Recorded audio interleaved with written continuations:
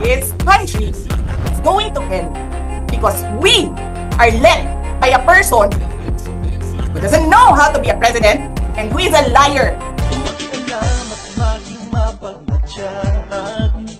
Sa mga nangyayari ngayon sa ating bayan, magmulat at huwag papabulan.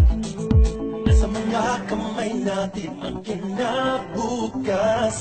Di na mahahayaan pa na gawin itong pagkakataon na bayan ay pagguhin. Tuloy-tuloy lang buong tapang natin, harapin ang laban para makialam tayo. I support Pedro federalism. Ang bayan ko, sama-sama tayo para sa tunay na pagbabago.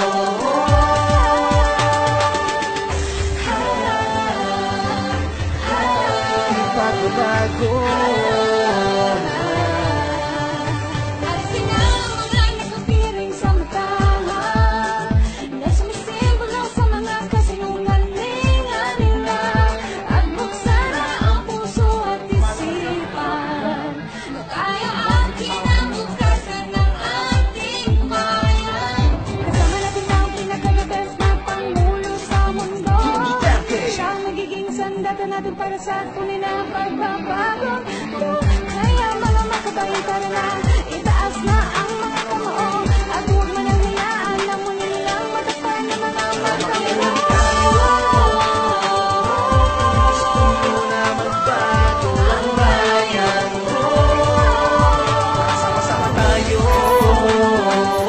para sa tunay na pagbabago.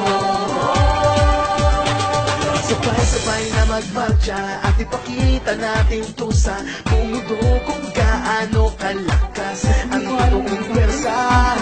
Nakasunod ang suporta natin sa mahal na Pangulo at manuwagan na isugong na ang federalismo. Dahil tayo ang inatasan ng Diyos na tagapaglikha, tayo ang malayang makabayang mamamayan ng maharlika.